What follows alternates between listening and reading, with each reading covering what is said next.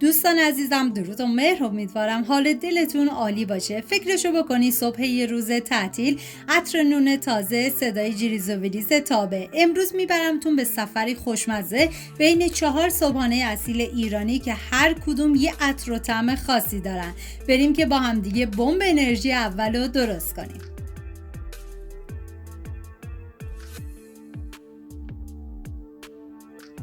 صبحانه اول دوشایومرتای آذری هستش که یه صبحانه مقوی و فوق‌العاده خوشمزه. مقداری کره داخل تابه بریزید و بعد از اینکه داغ شد 7 قاشق غذاخوری شیره انگور بهش اضافه کنید و اگر میخوان روزتون رو پر انرژی شروع کنید، دوشایومرتای آذری و صبحانه آخر که آموزش رو میدم حتما درست کنید. و بعد از اینکه شیر انگور اضافه کردید هم بزنید و بذارید تا یه تفت خیلی مختصری بخوره. یک قاشق غذاخوری کنجد بهش اضافه کنید و هم بزنید. واقعا دم آذریای عزیزمون گرم با این صبحانه فوق‌العاده خوشمزه شون. و حالا گردویی که کمی دندونگیر خوردش کردیم و به بقیه مواد اضافه میکنم و هم میزنم و میذارم به مدت 1 دقیقه گردو تف بخوره. حتما هم زیر حرارت کم باشه.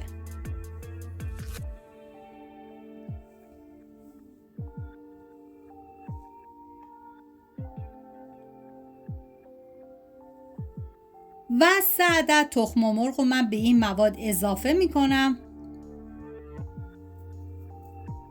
ببینید توی تک تک صبحانه ها این دیگه کاملا سلیقه‌ایه که دوست دارید تخم مرغ رو هم بزنید و به بقیه مواد اضافه کنید، یا اینکه میتونید مثلا سفیده رو فقط هم بزنید و زرده سالم بمونه. این دیگه کاملا سلیقه‌ایه.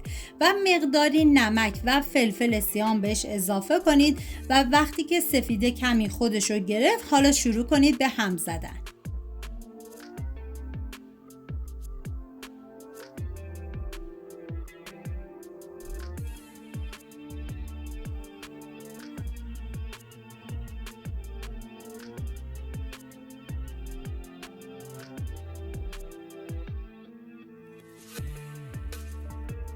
و حالا زردرم با بقیه مواد مخلوط میکنم. واقعا تنوع غذاهای سنتی به خصوص صبحانه‌هاش تو ایران ما خیلی زیاده و یکی از یکی خوشمزه تر و بهتون پیشنهاد میکنم دست به کار بشین و حتما درستشون کنین.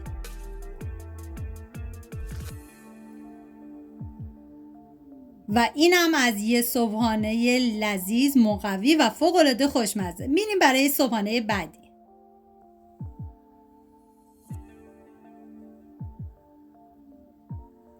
پنیر برشته گیلانی هم جزء یکی از اون خوشمزه ترینا هستش. مقداری کره داخل تابه بریزید و بعد از اینکه داغ شد من از 100 گرم پنیر سفید استفاده کردم. شما از هر نوع پنیری که دوست داشتین میتونین استفاده کنین که دیگه این کاملا سلیقه‌ایه. هم میزنم و میذارم پنیر یه تف بخوره و 1 قاشق غذاخوری شوید خوش بهش اضافه میکنم و هم میزنم و میذارم تا شویدم کاملا تف بخوره. ببین نکته مهمی که باید برای پنیر برشته حتما رعایت بکنین که اگر پنیر که استفاده میکنین نمک داره دیگه نباید از نمک استفاده کنین وگرنه غذاتون شور میشه.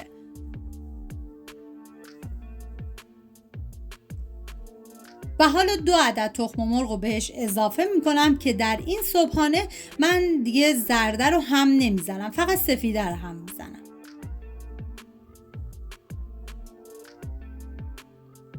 و بعد از اینکه سفیده کمی خودشو گرفت شروع میکنم به هم زدن.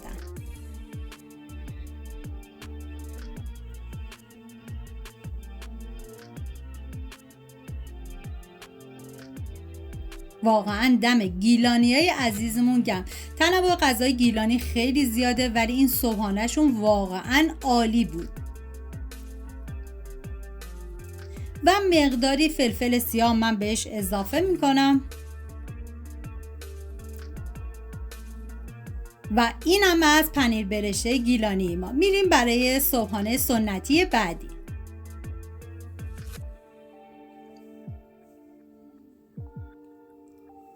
نرگسی اسفناج یکی از صبحانه‌های اصیل و سنتی ایرانی و فوق‌العاده خوشمزه. ما نیاز به 120 گرم اسفناج داریم که باید کمی خوردش کنید. نیاز نیست که اسفناج رو بیش از حد ریزش کنید. و بعد اسفناج رو میریزیم داخل تابه و بهش همون اول روغن اضافه نمی کنیم.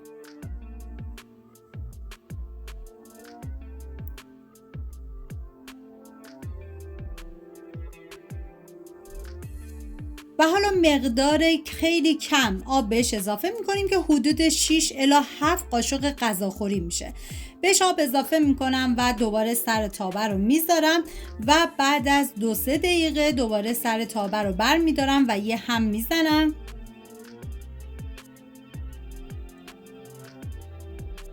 و حالا توی این مرحله 25 گرم کرم بهش اضافه میکنم. و اینکه دوستان عزیزم، من اندازه های دقیق تک تک مواد رو داخل دیسکریپشن نوشتم.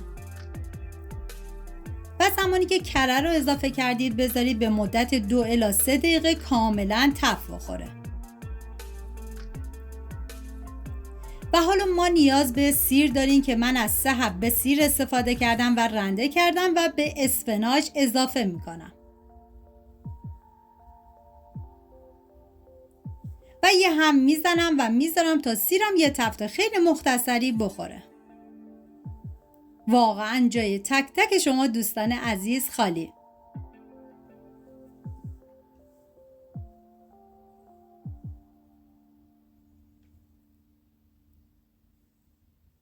و حالا توی این مرحله مقداری نمک و فلفل سیاه بهش اضافه میکنم.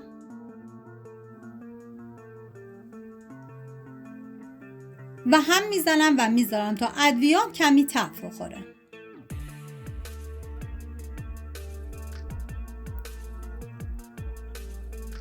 و حالا 2 تا فضا رو خالی میکنم و 2 عدد تخم مرغ رو بهش اضافه میکنم.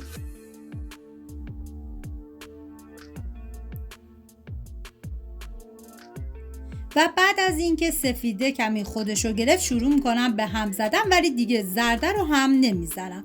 ولی شما اگه دوست نداشتین میتونین زرده رو مخلوط کنین. این دیگه کاملا سلیقه‌ایه. و بعد به دل بخواه خودتون اگر دوست داشتین مقداری فلفل قرمز هم بهش اضافه کنید. و اینم از نرگسی اسفناج فوق‌العاده خوشمزه ما و میریم برای بمب انرژی آخر.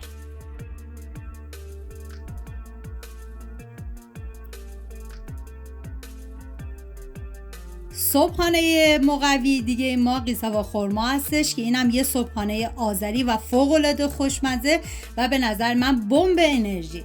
مقداری گردو نیاز دارین که باید کمی دندونگیر گردو رو خورد کنید. و چند عدد خرما رو باید اول هستش رو دریارید.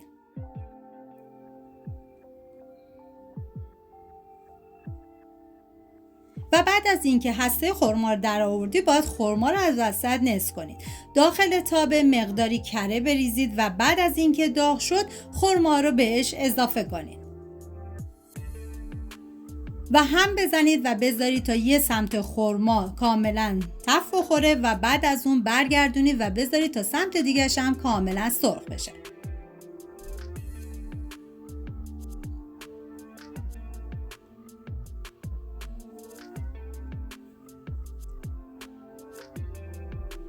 و حالا گردو خورد شده رو بهش اضافه میکنم. ببینید دوستان عزیز، من چون یادم شده بود کنجدو در مرحله آخر اضافه کردم، ولی شما باید کنجدو تو همین مرحله به این مواد اضافه کنید و بذارید تا کاملا تف بخوره.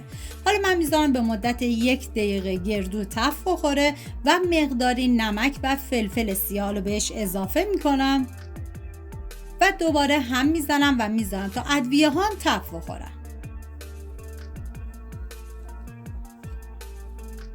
و حالا 2 عدد تخم مرغ رو به این مواد اضافه میکنم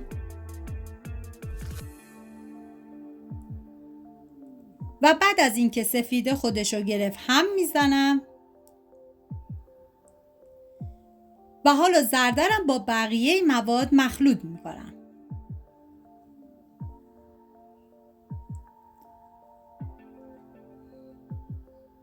و من توی این مرحله کنجد رو بهش اضافه کردم و هم میزنم و میذارم تا کنجدم یه تفت مختصری بخوره و بعد از اون زیر حرارت رو خاموش میکنم.